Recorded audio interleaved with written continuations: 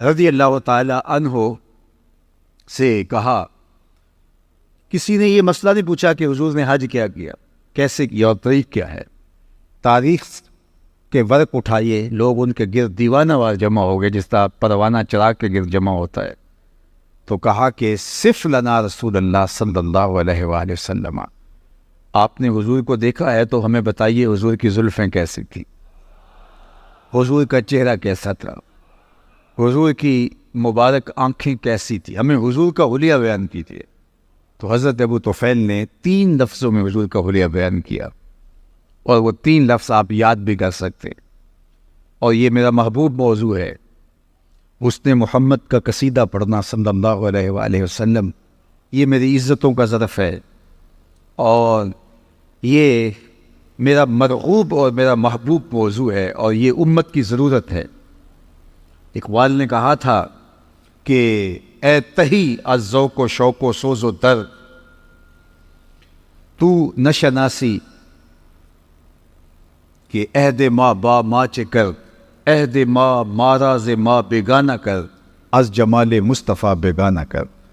اقبال نے کہا تھا، اے ذوق، شوق اور کیفیت و درد کی دولت سے عاری شخص، تو نہیں جانتا کہ تیرے ساتھ ہوا کیا. اس زمانے نے تیرے ساتھ کیا اور تجھے کہیں کا نہ چھوڑا، تیرے ساتھ زیادتی کیا ہوئی. تو پھر آگے چل کے کہا کہ عہد ما ماراز ما بیگانہ کر، ہمارے عہد نے ہمیں ہم سے ہی بیگانہ کر دیا. کیوں؟ از جمال مصطفیٰ بیگانہ کر، ہمیں حضور کے جمال سے بیگانہ کر دیا. جب امت حضور کے جمال سے دور ہوتی ہے تو پھر وہ امت اپنا سب کچھ کھو دیتی ہے. یہ جو حضور کی ذات کو وجہ نزا بنایا گیا اور ایسے موضوعات چھیڑے گئے، تو اس سے امت کی حضور کے ساتھ عقیدت کو کمزور کرنا مقصود تھا، اور امت الجھ کے رہ گئی.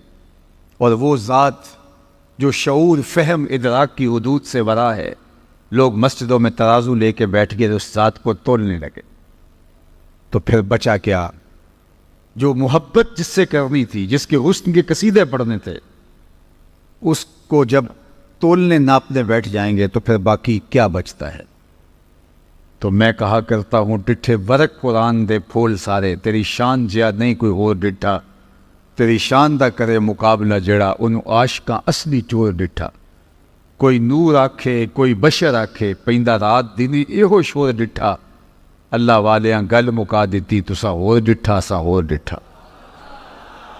تم نے حلیمہ کی بکریوں کے پیچھے پیچھے دیکھا ہے، سجدہ پر جبریل کے آگے آگے نہیں دیکھا. عہد ما ماراز ما بیگانہ کر، از جمال مصطفیٰ بیگانہ کر. اقبال نے کہا کہ ہمارے ساتھ جو زیادتی ہوئی وہ یہ ہوئی کہ ہمارے عہد نے ہمیں ہم سے ہی دور کر دیا. وہ کس طرح؟ کہ ہمیں حضور کے جمال سے، حضور علیہ الصلوۃ والسلام کے حسن سے دور کر دیا.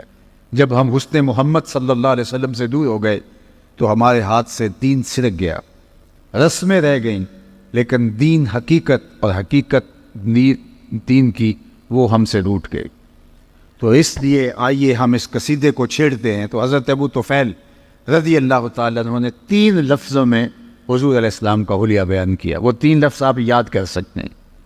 میں نے کتب میں پڑھا ہے کہ جو شخص یہ چاہے کہ لوگ اس سے محبت کریں تو وہ حضور کے حسن کا قصیدہ پڑھے، لوگ اس کو ٹوٹ کے چاہیں گے، وہ محبوب خلائق ہو جائے گا، اللہ کی مخلوق اس کو محبت کرنے لگ جائے گی. اب طویل قصیدہ حضور کے حسن کا جو اصحاب نے کہا، ام معبد نے کہا، سیدنا علی المرتضیٰ نے کہا، اور حضرت ام سلمہ نے کہا، برا بن عازب نے کہا، اور باقی لوگوں نے کہا، وہ تو ہم یاد نہیں کر پائیں گے. لیکن یہ 3 لفظ ہم میں سے ہر کوئی یاد کر سکتا ہے اگر وہ عزم مصمم کر لے کہ میں نے ان کو یاد کرنا ہے. عربی متن کے ساتھ یاد ہو سکتا ہے. تو حضرت ابو طفیل کو صحابہ نے، تابعین نے کہا کہ اچھا آپ نے حضور علیہ السلام کو دیکھا ہے؟ تو انہوں نے کہا جی، میں تو آنکھیں حضور کی دیدار سے، میری آنکھیں جو ہے وہ حضور کے دیدار کا شربت پیتی رہی ہیں، میں تو جی بھر کے دیکھا ہے. تو انہوں نے کہا صف لنا رسول اللہ، پھر ہمیں حضور کا حلیہ بیان کیجیے. تو حضرت ابو طفیل نے 3 لفظوں میں حضور کا حلیہ بیان کیا. سنیے، کان رسول اللہ صلی اللہ علیہ وآلہ وسلم ابید ملیحا مقصدا. 3 لفظوں میں حضور کا حلیہ بیان کیا. سب سے پہلا کان رسول اللہ صلی اللہ علیہ وآلہ وسلم ابیض، حضور چٹے رنگ کے تھے. پہلے حضور کی رنگت بیان کی، ابیض سفید رنگ کے، بالکل چونے کی طرح حضور کا رنگ سفید نہیں تھا بلکہ اس میں سرخی کی آمیزش تھی. مزید تفصیلات میں اگر جائیں تو بالکل سفید رنگ اس طرح کا نہیں تھا بلکہ اس میں آمیزش تھی سرخی کی، جس سے جو ہے وہ حسن نمایاں ہوتا ہے، اور یہ اللہ نے اپنے محبوب علیہ السلام کو شان عطا کی. اور آپ اگر میری گفتگو کو غور سے سن رہے ہیں اور آخری شخص تک میری بات پہنچ رہی ہے تو میں آپ کو بتاؤں کہ دادا جو پوتے کا عرفی نام رکھ لیتا ہے اور لاڈ سے اس نام سے پکارتا ہے، عمومی طور پہ دادے کی جان ہوتی ہے پوتے میں، تو وہ اس کا کوئی عرفی نام رکھتا ہے لاڈ سے، پیار سے، نک نیم جسے کہتے ہیں، اور اس سے وہ پکار کر کے خوش ہوتا ہے. حضور علیہ السلام کے دادا حضرت عبد المطلب نے حضور کا ایک عرفی نام رکھا ہوا تھا، اور آپ اگر پوچھیں وہ کیا تھا تو وہ ابیض تھا. جب وہ لاڈ سے پکارتے کہتے یا ابیض، اے گورے رنگ والے، اور خاندان میں حضور کا نام بطور ابیض چلتا تھا. حضور کے چچا جناب ابو طالب نے جو حضور کا قصیدہ پڑھا ہے تو اس میں بھی انہوں نے یہی کہا، ابیض یستسقی الغمام بوجہہ سمال الیتام عصمۃ للارامل. یہ میرے گوری رنگت والا بھتیجا جس کے چہرے کو دیکھ کے بادل امٹ کے آ جائے. اللہ اکبر. یتیموں کا سہارا ہے اور بیواؤں کا آسرا ہے. سمال الیتام عصمۃ للارامل. تو ابیض سب سے پہلے حضور علیہ السلام کے رنگ کا ذکر کیا. سارے نقوش اچھے ہوں، قد قامت بہت اچھی ہو، اعضاء متناسب ہوں، لیکن رنگ کالا ہو تو حسن نمایاں نہیں ہو پاتا. تو سب سے پہلے انہوں نے حضور کے رنگ کو بیان کیا، کان رسول اللہ صلی اللہ علیہ وآلہ وسلم ابیض. دوسری بات، ملیحن، حضور کا حسن نمکین تھا.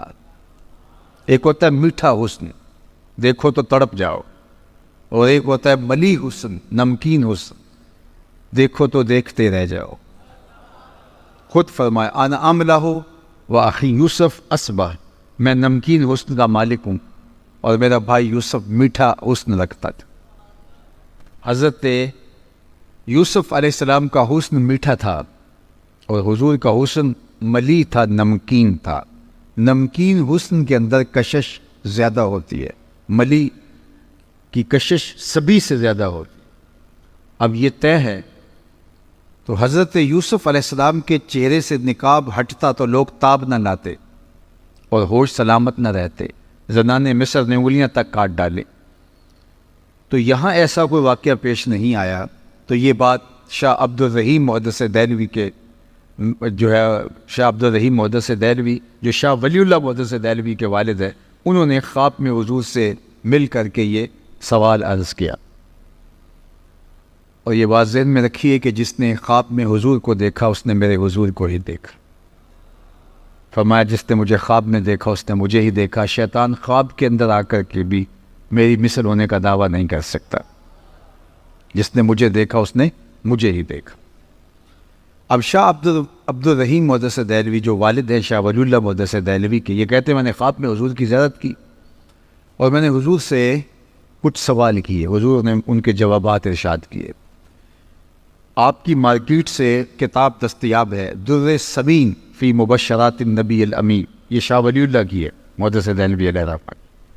اور شاہ ولی اللہ وہ ہیں جن کو تمام مکاتیب فکر کے لوگ اہل تشریح کے علاوہ اپنا امام اور مقتدیٰ مانتے. یہ غیر متنازع شخصیت ہے برصغیر پاک و ہند کی. انہوں نے در ثمین کے اندر یہ واقعہ لکھا جو میں آپ کے سامنے عرض کرنے جا رہا ہوں. وہ کہتے ہیں کہ میرے والد شاہ عبد الرحیم نے خواب میں حضور کی زیارت کی اور زیارت کرتے ہوئے حضور سے سوال کیا کہ حضور آپ کا فرمان ہے انا املہ و اخی یوسف اصبح، میں نمکین حسن کا مالک ہوں، میرے بھائی یوسف کا حسن میٹھا تھا، اور وہاں زنان مصر کی انگلیاں کٹ گئی اور یہاں کوئی ایسا واقعہ پیش نہیں آیا، تو اس کی کیا وجہ ہے؟ تو حضور نے جو جواب دیا وہ سنیے. آقا نے جو جواب دیا خواب میں، وہ در ثمین فی مبشرات النبی الامین میں حضرت شاہ ولی اللہ نے لکھا.